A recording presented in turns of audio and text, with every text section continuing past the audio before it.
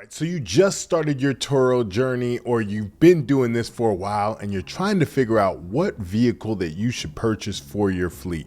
Well, in today's video, I'm gonna go step by step on how I pick my vehicles for Turo. I'll give you some insider tips of what I usually look for. And then ultimately, as always, everyone's miles are gonna vary. So take this information with a grain of salt, but let's dive into it, okay?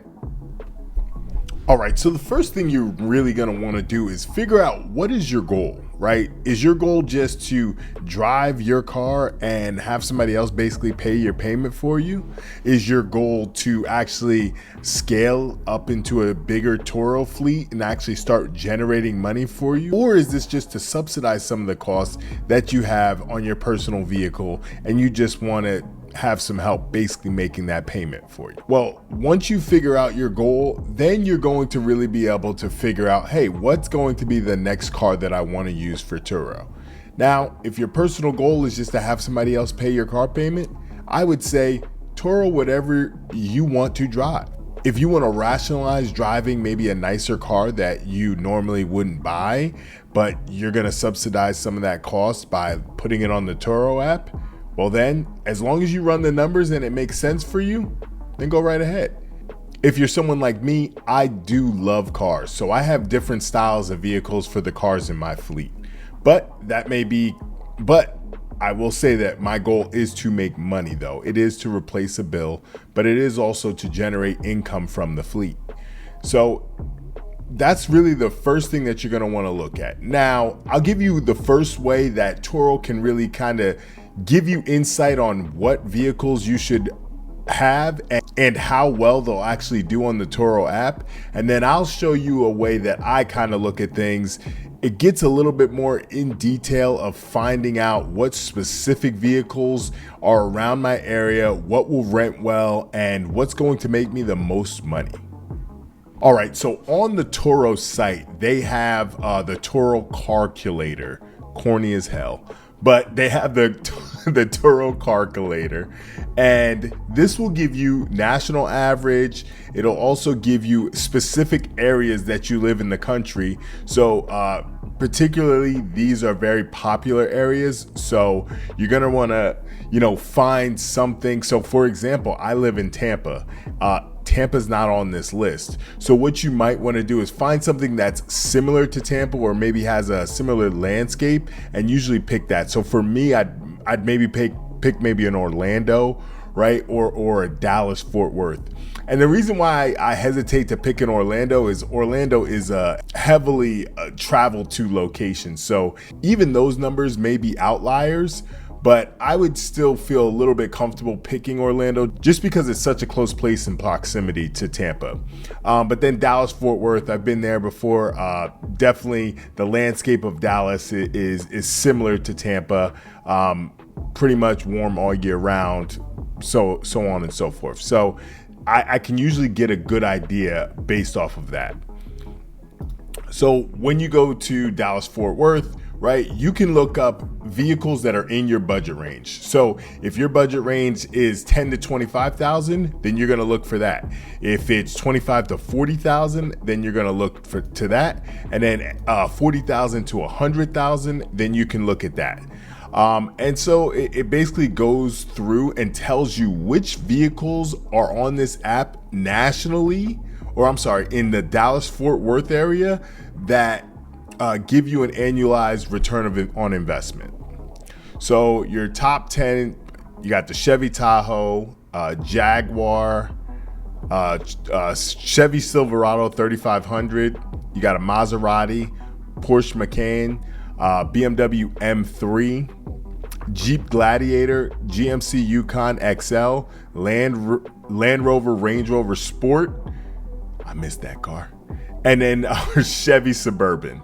Yeah, not the best annualized earnings, but you're just gonna run the numbers and see what makes sense for you. So like this Tahoe, it looks like your annual loan cost is gonna be around $10,817, so around an $850, $900 payment. But it looks like your average year earnings, you can make $15,910. So it really all depends on what you're looking to do. As you can see, the lower budget range that you go in, the higher the return on investment is. So that's why there's a lot of people that do Turo. They talk about using cash cars because your return on investment, you're going to be able to get that pretty quickly. One, the depreciation isn't as great in a used car versus maybe a newer car, not a new car, but a newer car, right? So the depreciation hit has already happened. And if you're able to demand a higher rental rate for that, your return on investment is obviously going to be a lot higher. So that's something to keep in mind. All right, your Chevy Cruze, 200% annualized return on investment. So you guys, you don't have to have like an absurd amount of money to make this happen. This is actually calculating people that have taken loans out for these vehicles and giving you their average earnings for the year. Mitsubishi Mirage, Dodge Journey, a Chevy Spark, Nissan Versa, Dodge Grand Caravan, Chevrolet Sonic, Kia Sedona, and Acura ILX. But as you can see, all of these vehicles have over 140% return on investment. So definitely something that you want to look at. And again, if your goal is to build a fleet and you want to maximize the return on investment that you're doing, this is something to consider. Now, personally, and I told you guys this in the earlier videos, I did not want to be in the volume business. And in this budget range, it seems like that's going to be more so in the volume range where you're getting a lot of rental requests, you're having to wash your car again, you're dealing with a lot of issues, maybe people that are not gonna take care of your car as adequately as you would. So there's pros and cons to it. That's an individual choice on how I choose to run my business, but everyone else, you can do a different way if that's what you choose to do. The other way that I look at things is I actually go on the Guest Turo app and look at other vehicles in my area and say, hey, how does this rent on Turo? Okay, so let's say I wanted to get a Dodge Challenger and I wanted to see, hey, how does this rent in Turo right now? What kind of competition do I have? So I would actually go and just type in Tampa, Florida. Right, so Tampa International Airport, let's just say, and I'll usually do a couple months out. This way you can actually ensure that you're getting the full availability, and then you're also not going to want to pick any dates on there that are holidays. So obviously I wouldn't pick around July 4th because some people do book their vehicles that far in advance, so you want to make sure you're getting the full availability. So let's just pick a random week in July, the 23rd through the 25th, right? And you want to make it longer than 3 days because there are a lot of people that might have 2-day minimums on there. So again, you're just trying to get the full availability of what is in your area, right? And you're going to search for it, pick up at 10 a.m. That is probably going to be in a lot of Turo host parameters. And then I'm going to filter. So I'm going to filter this down to a Dodge Challenger.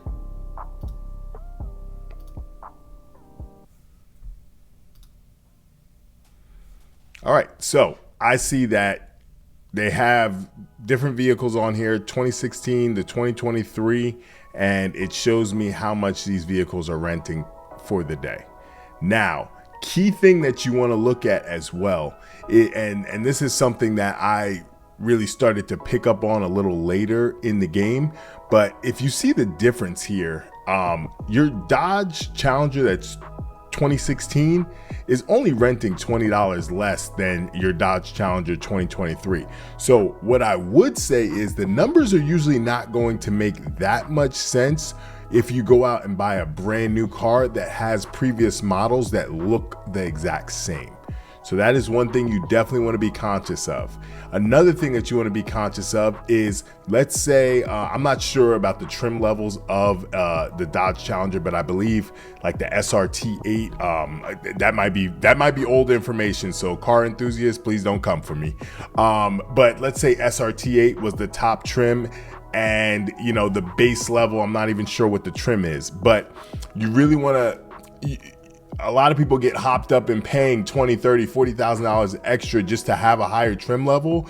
But in reality, the price that you charge for the vehicle, not a big enough difference to make up for the increased cost of the vehicle. So that's something that you want to keep in mind. So for example, if I could go back, I probably wouldn't have gotten the Summit just because the Limited and the Overland are significantly cheaper and I can charge you right around the same amount. Still love the vehicle, you live and you learn, but hey, I'm giving this information to you guys so maybe that you can pivot or do something different when you are doing your vehicles. But yeah, you're gonna go through here. So you see that, hey, Dodge Challenger, it's renting it 122 trips, 3 trips, 54 trips, 39 trips.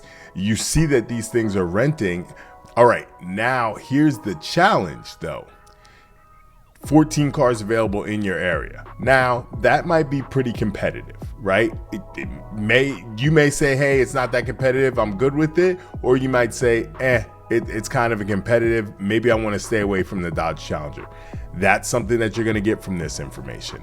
I'll give you something. So like I've gandered at upgrading the Escalade or maybe buying another Escalade that is the newer body style in 2021, right? They just changed their body style in 2021. It looks sweet. I want to go out and get it, but hey, has to make financial sense, right? You can't rush into things and do things just because you want them, right? You have to run the numbers, make sure it makes sense for you, and then you go and pull the trigger on what you're gonna do. Devise a plan, then you stick to that plan and you do it in a responsible manner, okay? This is an outlier, obviously, but then you look at this, hey, there's only two newer body style Escalades. So, you know, for that type of clientele that's coming here looking for that vehicle, I'm pretty sure that it's going to rent relatively well because there's just not as much supply for that type of vehicle. All right, and we'll do one more. So let's say we're looking for a Ford Expedition, right? We'll filter that. Boom, there's 6 cars available. This is also something you want to look at.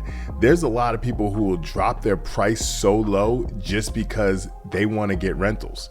So I personally don't do that, right? I put my prices out there for, I need this, obviously within reason, right? But I'm putting it out there for a price that it makes sense for me to get out of my bed, go get that car washed, and go and rent this on the app.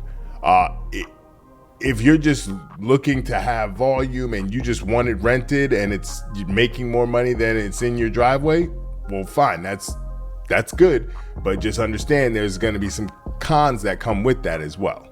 So never drop your price so low that you're completely under the average of what people are charging. One, it's going to make people question, hey, why is your vehicle that low? And then two, it's just not going to bring more money into you, and it's just going to anger the people that are actually renting on this app, and you know they're charging their fair rate, and you have just completely undercut them. But that's to each their own.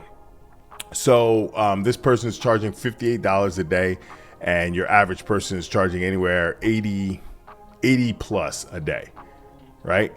Now, the other thing that you really want to do is, so let's say this Ford Expedition has 33 trips, 4.94 rated hosts, so they're actually pretty active.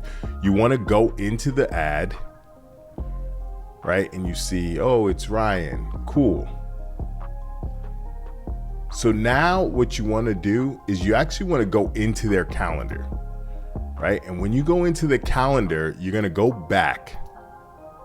Because remember, we post dated this trip. So, all right, we want to go back. So I'm not sure if you can see it. I'll probably highlight this in the video, but you can see the 2nd and 3rd are blocked off. The 16th through the 22nd is blocked off.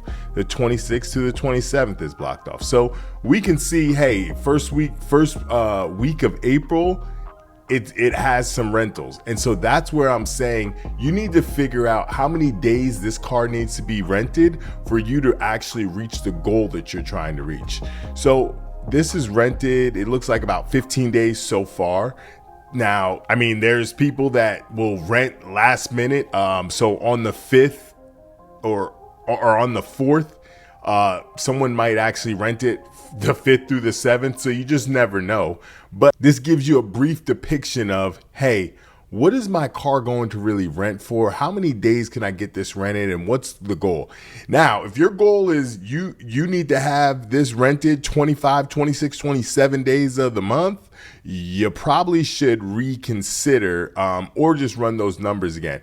Now, unless you have a much cheaper car and it just makes sense for you to have it out rather than sitting in your driveway, then that's something that you need to look at. But you just need to run the numbers.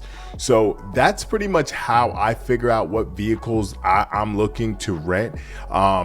Now, what I would do is I would go on a Car Gurus or an Edmunds, and I'd find Ford Expeditions in my area and say, okay, hey, how much are these going for? This is a 2017, so this is not anything like that's exorbitantly new.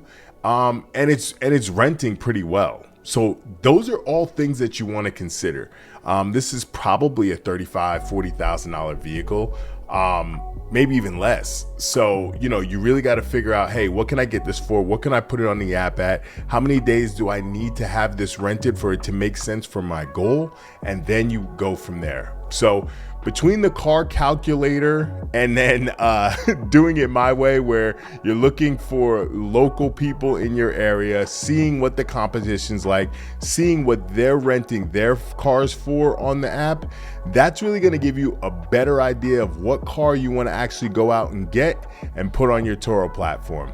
Listen, if you got some value from this video, please go ahead, subscribe to the channel. We have reached 500 subscribers, and I greatly appreciate that. To everyone who is new, who's just subscribed, this isn't mainly going to be a Turo channel, but I am a full-time entrepreneur, and I'm going to be letting you all know the different ways that I bring money into the household and different financial tips that are going to yield to a better lifestyle. So the future I see is up to me. You have to take full accountability and responsibility of your life. You are in control. Nobody else is. Go ahead and hit that like button, and I'll see you on the next one.